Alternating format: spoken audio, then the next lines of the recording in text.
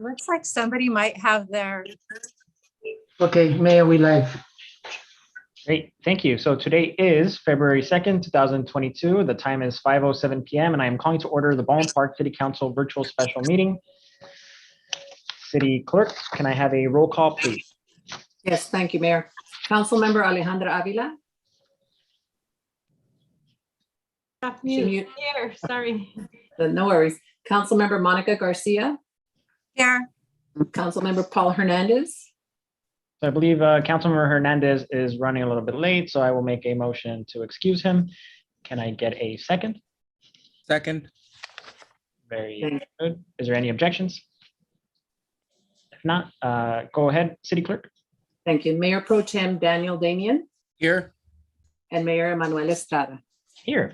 Thank you for that. And then Chief Deputy City Clerk, did we have any public communications or anybody looking to speak? No, Mayor. Great, thank you. So I believe at this moment, we will move over to our open study session, which is a Ballot Park on the Move sales tax proposal presentation.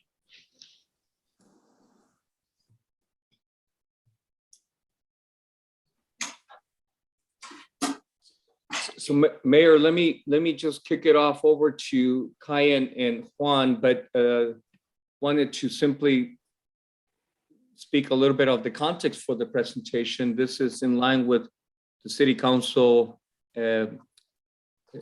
directing staff to always be mindful of sustainable funding opportunities for the posterity and the future of the city, not to mention the present.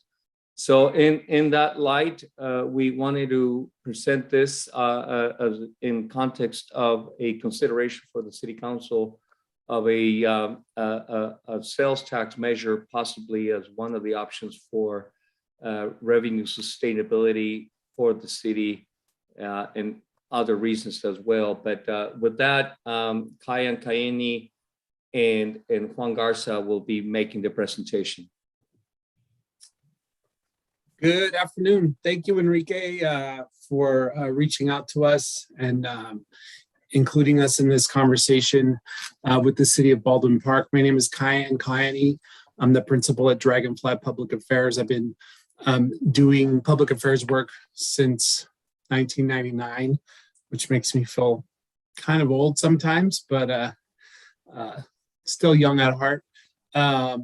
We put this presentation together in conjunction with the executive team at the city to provide the council with a broader understanding of potential options for increasing revenues in the city.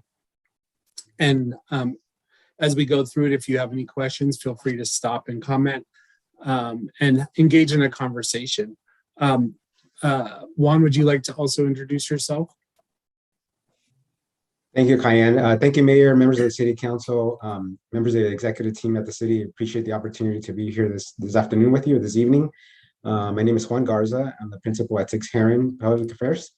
And by way of background, I'm actually a former elected official, former mayor of the city of Bellflower.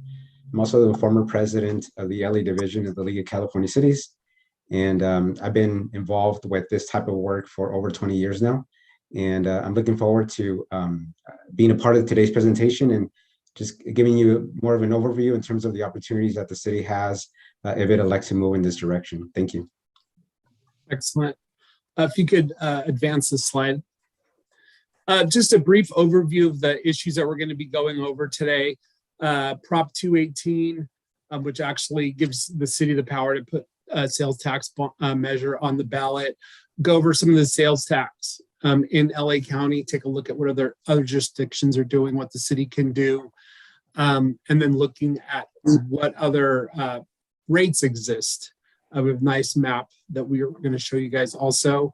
And then also wanted to go over an election timeline so you have a brief understanding in conjunction with obviously the city clerk, who's high level of expertise. So you have a planning opportunity. And we'll talk briefly about public funding and communications and what the city can do. And then a few important other issues, including community engagement, how the city might want to include community members as you move forward, and also a discussion about the budget and how the city can incorporate the community needs into your current budget and your future funding. And then at the end, we'll talk about research and polling, and then we can wrap with any questions. Next slide, please. Okay, Prop 218 essentially gives, which was passed by voters in 1996 and is now part of the state constitution. It gives cities the opportunity to place taxes on the ballot. So Prop 218 allows for a general tax to be placed on a ballot for the next regularly scheduled general election of members of the governing body that places it. This is, as proposed, a general tax initiative, so it requires 50% plus one for passage, whereas a special funded tax would require 2/3. Next slide. This is an overview of the sales tax in LA County. The maximum allowed is 10.25%. Currently, Baldwin Park's at 9.5. You can see it on the bottom there. It's sort of a surprising look at what the state is, the county, and then there would be a Baldwin Park allotment right there. And then the special sales tax, which includes the Bradley Burns sales tax, and then different county measures for like transportation or homelessness or public safety are all included in that 3.25%. So right now the maximum you can get is 10.25. So it would give you 0.75 for each dollar that the city could get back in sales tax revenue. Does anybody have questions? Great. Next slide. Thanks. So just as a general snapshot of the whole county, 36 cities have 9.5%. They haven't increased their tax. 5 have 10, 46 are at the maximum of 10.25. And Santa Fe Springs is an anomaly. It is actually higher than what's allowed, but in order to do that, they had to get special state legislation passed in Sacramento. Next. This is a map of LA County, most of LA County that we could fit on there. And that highlighted section right there is Baldwin Park. You can see that the cities to the north and to the west and to the east have all passed ballot measures with sales tax. This is all the cities that are 10.25, and then also some to the south.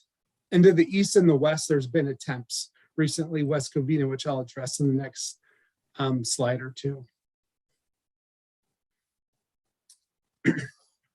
So essentially what the city has in an opportunity to boost your revenue is you can do it before the county does. Essentially, because that cap's at 10.25 and you have that 0.75 allotment, you have an opportunity now to raise that revenue and actually keep the revenue in Baldwin Park before the county extends another tax or decides in other ways to capture that 0.75 and then use it outside of the city. Next. Great.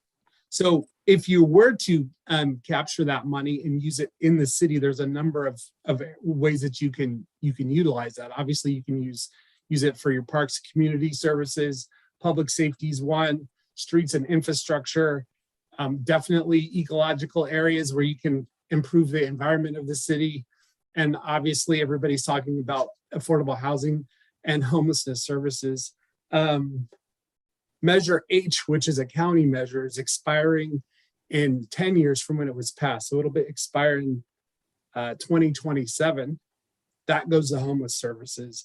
A lot of other cities are doing that. The city of LA is doing a new one, which is a documentary transfer tax to fund homeless services. So when I talk about sort of protecting your localized money, there's a sense that the county is moving in a direction where they may take some of that money for homeless services or other sort of affordable housing programs, which are not bad. I think those are great programs, but ideally you want to keep them in Baldwin Park for your community. Next slide. Sorry. So this is a listing of March and November of all the different cities that ran sales tax measures. And the ones with the asterisks are the ones that did not pass. As you can see, there was a number in March and then a number in November. Of note, West Covina, I'm sure council members are aware that the city of West Covina had a ballot measure. It was citizen introduced, which means a group of constituents went and circulated a petition, took it to the council approved it, and it went on the ballot. In West Covina, there was no council support or widespread community support for that ballot measure for a host of reasons, but I wanted to highlight it because it's your neighbor adjacent, and it didn't pass, and I wanted to make sure that you understood that that was an anomaly because it was brought by a citizens group, which is what Prop 218 also allows. It's a lower threshold for a special tax. Does anybody have questions or comments? Kyan, Yes, sir. just to let Mark know that Councilmember Hernandez is waiting to be admitted.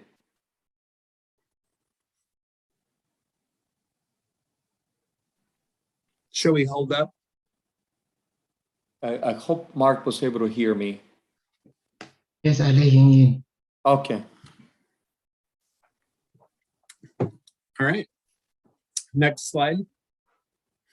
So this is a general timeline for the city to prepare a ballot measure, submit the different arguments for and against the rebuttals, and coordinate with the registrar of voters. This is something that your city clerk is hands down an expert and can fully perform. But this slide provides you with a snapshot of the general timeline. So as you move through the process, you want to have almost everything done by the beginning of August, because that's when you're supposed to submit the resolution consolidating your election with the county, and also providing the actual ballot measure as it appears in the ballot. You have a couple days where you could withdraw it for whatever reason, but that sort of kicks it off. And then unlike elections in the past, or maybe even a few years ago, elections start earlier, right? So people are voting at voting centers 10 days before. Ballots are mailed out way before. So there's a longer voting period. So the preparation reflects that. Next slide. So the next two slides really discuss how the city can discuss the campaign, or the ballot measure rather. You cannot advocate for supporting or defeating anything with public funds. There's a certain sort of a four-prong approach that's applied. It has to be something that you can touch, that's been delivered, it goes to someone's house, it's related to the campaign, public funds were used, and then it occurred in a mass mailing. So the city is completely able to communicate to your residents, and should communicate to your residents about what you're doing, because they're going to ask. Folks are going to ask. They always do. You want to be able to answer, well, we're doing this for these very specific reasons, but you're not telling them vote no, or you're not telling them vote yes. Next slide. So the magic words of advocacy that would kick it into a prohibitive campaign are these words, are sort of general magic words that the FPPC determines that they cross the line beyond just providing information to your constituents. They are actually campaigning, which can occur not with city funds, but if the city is going to do anything, you must not discuss any of those sort of advocacy terms. Next. Great. One really important part, in my experience with doing a ballot measure that really shines and supports the community that's intended to support, is including the community.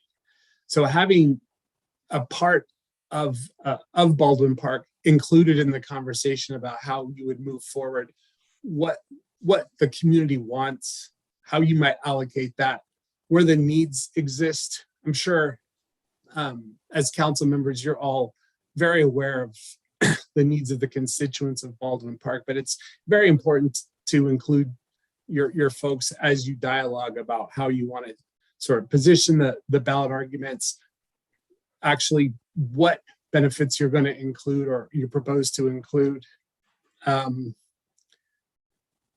The important part is looking at what other communities have done. So West Covina, as I mentioned before, they did have community engagement, but it was community engagement against the measure. And that's why it failed, because I think, people are smart. They know what's going on. So point being, you want to engage the citizens and the residents of Baldwin Park. Okay, next. Great. So a lot of cities are getting ready to talk about their budget. They're finishing up their quarterly reports. They're looking forward. And as you do that, it would be beneficial for the city to look at your projections and determine how you're allocating money, and maybe think about how you could allocate future sales tax revenues coming to the city based on the projections, and reflecting back on what the community needs are, so that you sort of have a package of what the community needs are, how you're going to fund that, and how that project will look in the long term.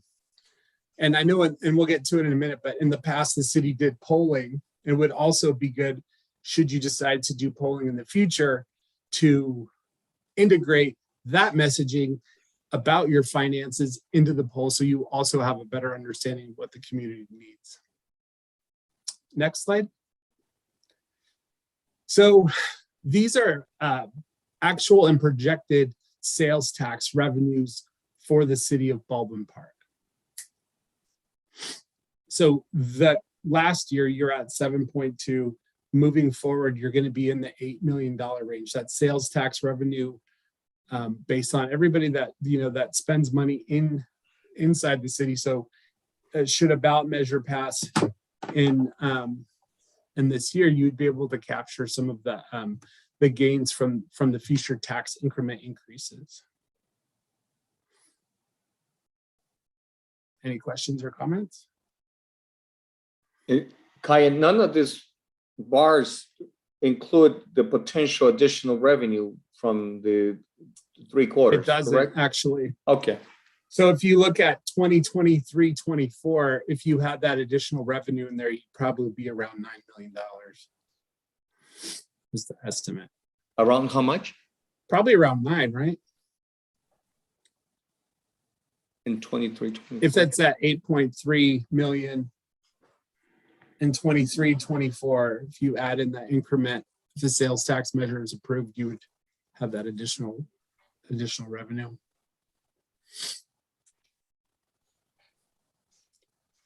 We'll go on to the next slide.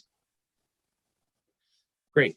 As I mentioned, the city did some polling with some pretty great results. In 2020, you had a 70% support amongst voters in the city of Baldwin Park, which is a great starting point. I know the city did a tracking poll in June. I think afterwards, and support dropped a little bit. I think that was because everybody was living in the COVID lifestyle, right? And so priorities shifted, finances shifted, everything shifted. So as you move forward, I think working with Enrique's team and the pollster to determine whether or not the data that you had in the past is still valid, how that looks, what the community issues are. Are there impacts from COVID that the community would like to see addressed? So again, as you move down the line, going back to your research, which is really a starting point for so many of these conversations, to determine how to allocate and what your community thinks about what you're doing, should you decide to do that. Next slide. So this is sort of a recap, right? Reviewing sales tax from local communities. I think the big lesson is most 46 cities are on board with the 8.25, and essentially doing that to capture the revenue before the county takes it from them or raids their budget. And then also looking at the election timelines and working with the county to make sure that you've met all those timelines and goals and checked all those boxes, making sure you have ballot arguments for and against. And then also included in there is testing with new research to determine how your community feels, looking at your financial goals and sort of tying all these things together. It's important to look at it as like a bundle, right? You're doing the polling, the research, the community outreach, the financials, all of that with the messaging, and then including the community. So it's sort of a bundle of a sales tax for everybody. Next slide. That's it. Any questions? Great. Well, thank you for that presentation. Mm-hmm. You know, I don't think I have any questions so far. I mean, I would want to see, you know, projected revenues for sure. You know, conversations like these are very difficult. You know, so I think it really is, you know, something that's up to the community and for them to decide if that's what they want to see. But I would agree that, you know, if this is something that we even explored, there would have to be a lot of community engagement, and not just hear what the community wants, because I know the community wants a lot of things. Yeah. And you know, they deserve them. They live here, they work here, they do their part to support the city. But I think it's also an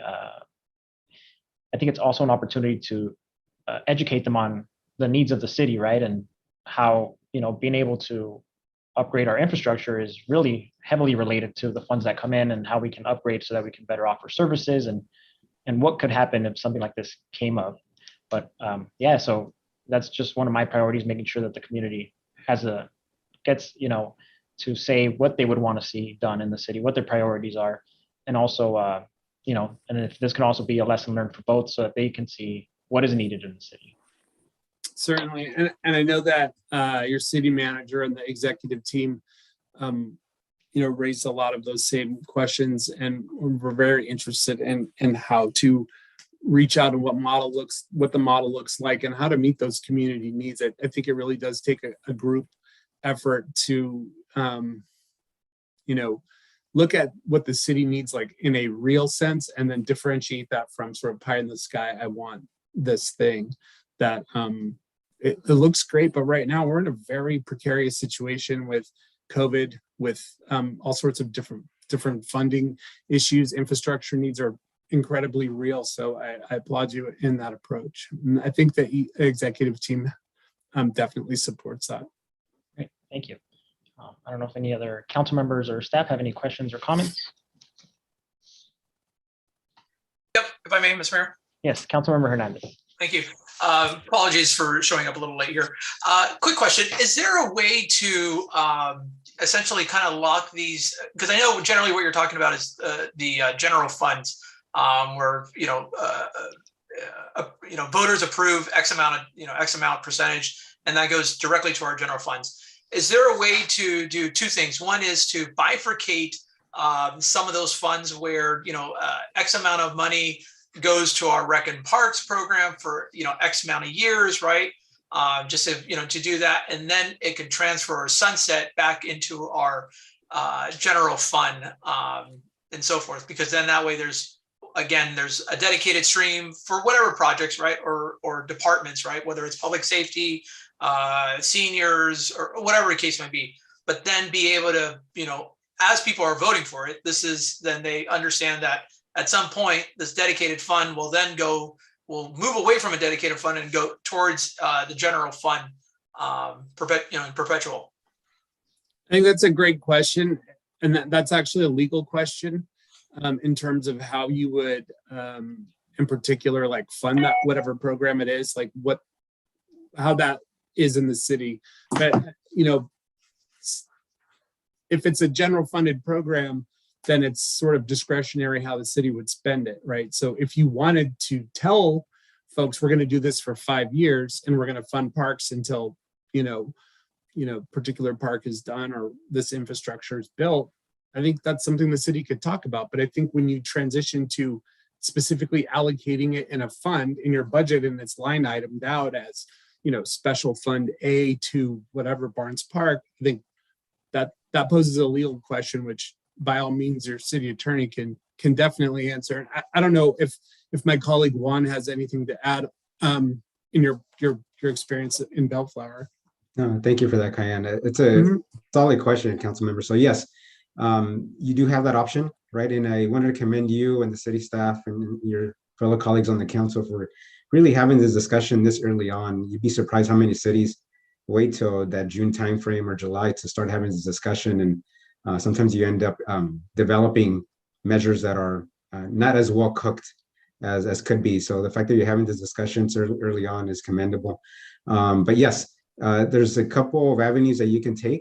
As Cayenne said, that's definitely a legal question. But if you as a city council collectively elect that you want to dedicate a certain amount of the funds for a certain purpose and lock that into the language, that's doable. I will remind you though, as a member of the city council, you all have that discretion of being able to budget for these amounts, and in theory, be able to, during the budget process, as you get these general fund revenues coming in, to be able to determine at that point in time, depending on your actual needs, whether if maybe this year you want to dedicate X amount of on parks or other different departments or other uses. So it's a matter of whether if you want to lock yourself into a certain thing, or if you want to give yourself some flexibility and then go on a year basis or biannual, whichever way your budget is. But that is definitely an option that you have in terms of locking it in.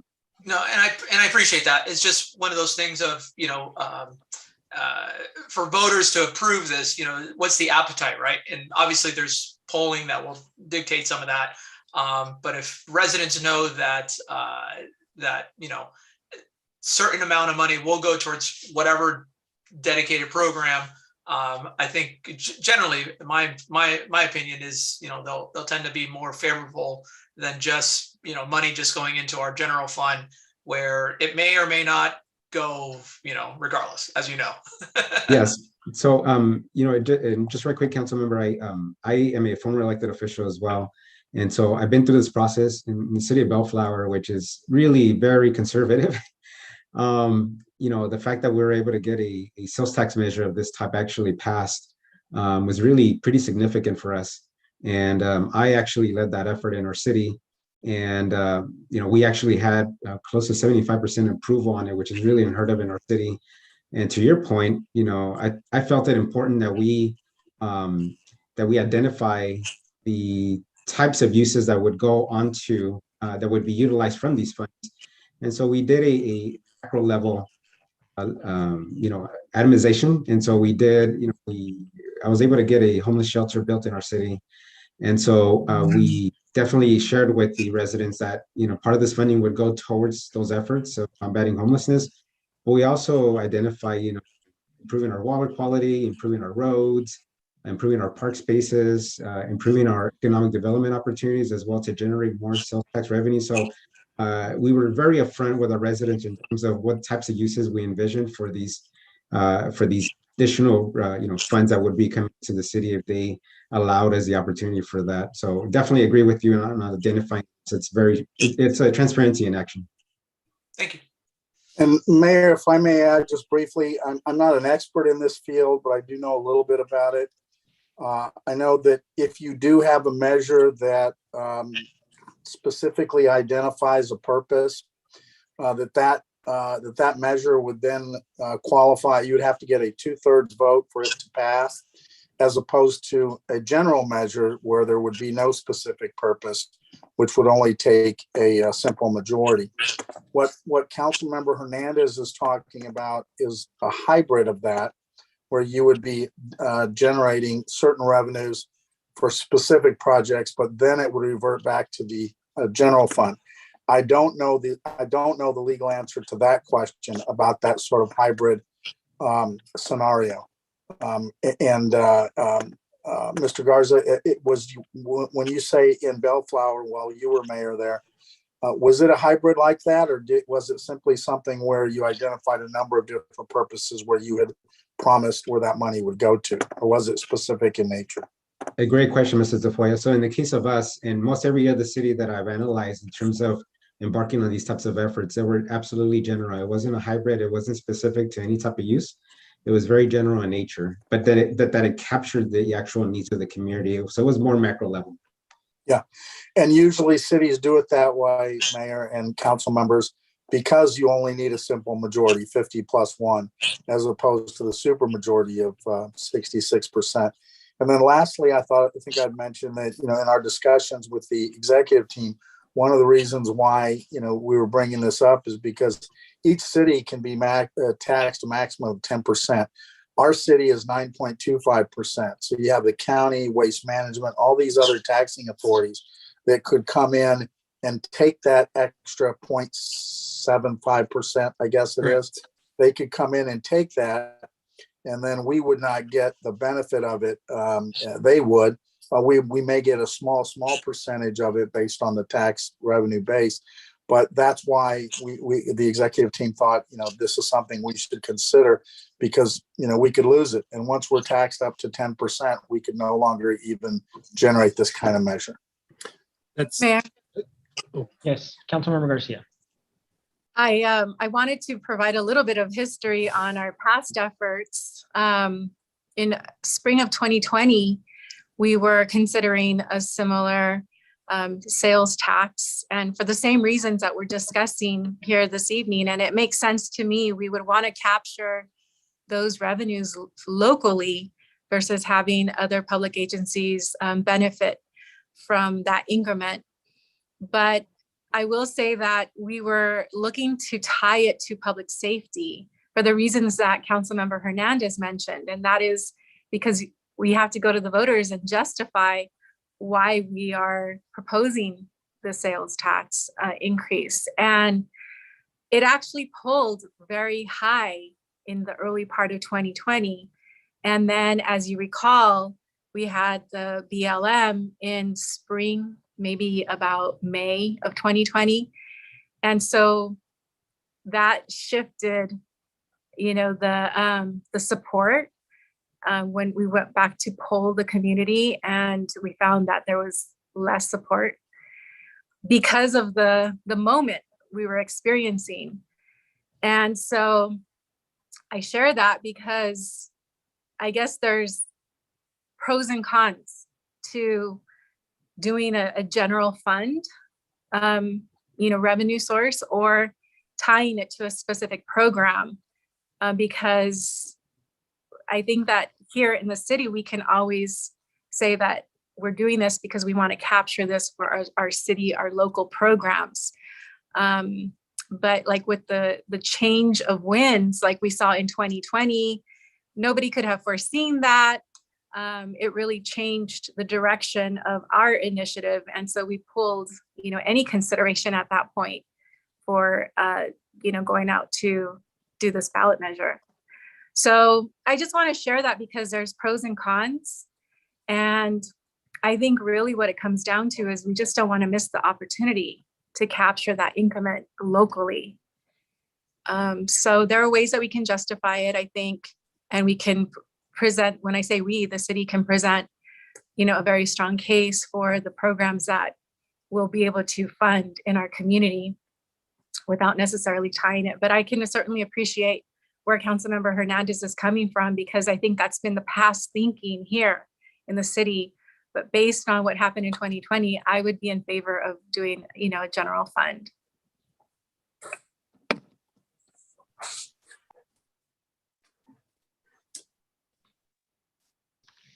So is there any way for the council to do, to commit to spending a certain money without it being on the ballot? And then, so my biggest concern is, I see both. I know that about the 66%, the 2/3 majority, and that's makes it much more difficult to get it passed, right?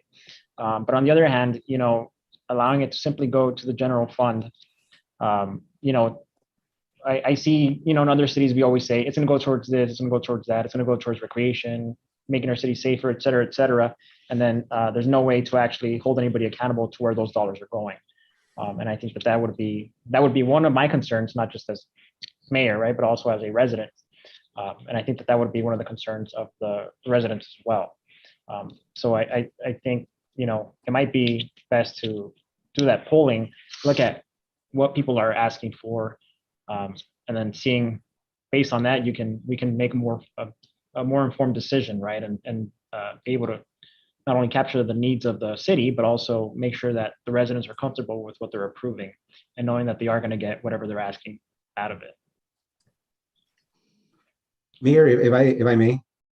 Yeah. When one recommendation could be, and please, city attorney, if I am erring in saying this, please correct me, but I think that I'm as an observer, I'm seeing the discussion, I'm seeing the sentiment. One thing that could be done is that the sentiment of having dedicated funds for certain uses, that could be something that could be done in the form of let's say an internal resolution, so that as you undergo your budget process, which is probably going to start here in the next couple of months, that's a dedication commitment during that budget process, right? That going forward, X amount of funds are dedicated for certain use. And that's independent, though, of this potential initiative if you decide to embark on it. That way, if the initiative actually passes, it's general in nature. But then when those funds come into the budget process, you've already have some guidelines as part of your budget process that X amount of funds would be used for X amount of purposes. That may be a way of being able to have a win-win. And again, I'm just having gone through this process. That's just an idea I wanted to throw out there. So I hope that helps.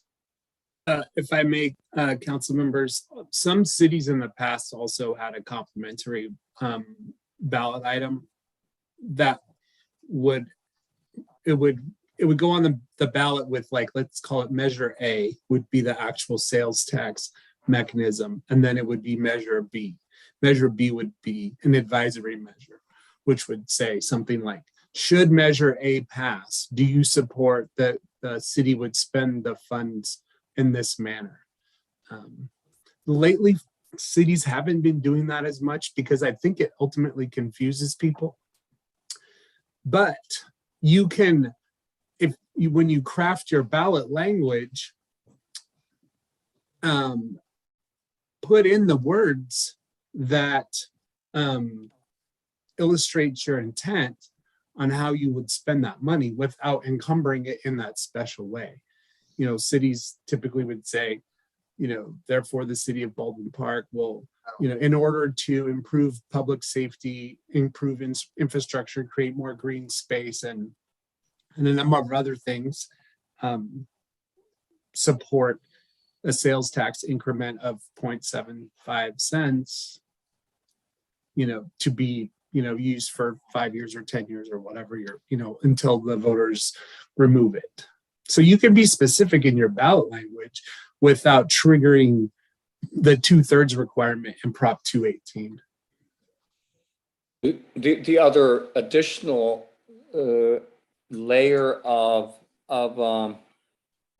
accountability as well, Mayor and council members, and we didn't have it on the slides, but of course there would be an advisory committee made up of citizens of the city that would then provide recommendations to the city council on every year how the revenue should be spent or would be spent. And so now you have more direct input from the citizens and the residents on every year allocation.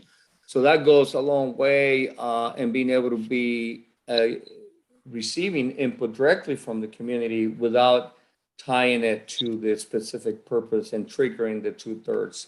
I think that would work as well. Yeah, well, we definitely want to, explore all options. I know Juan brought up a good idea on the resolution. I'd want to learn more about that. And then Kian brought the idea of a sub-measure that, asks the voters to approve that potential of locking in that fund expenditures a different way, right? So by all means, I think this is a conversation that's going to continue.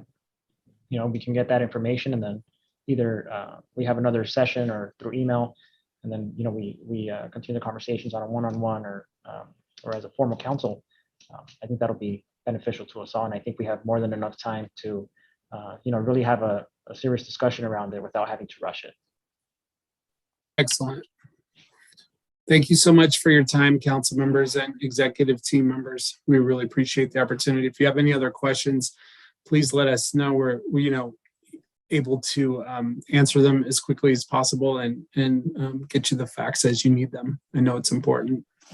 Yeah, great. Thank you. And thank you for being here, and thank you for taking the time. And then also, if you could also share with us the presentations, I think that'll be really helpful as well. Great. Thank you. Great. Thank you.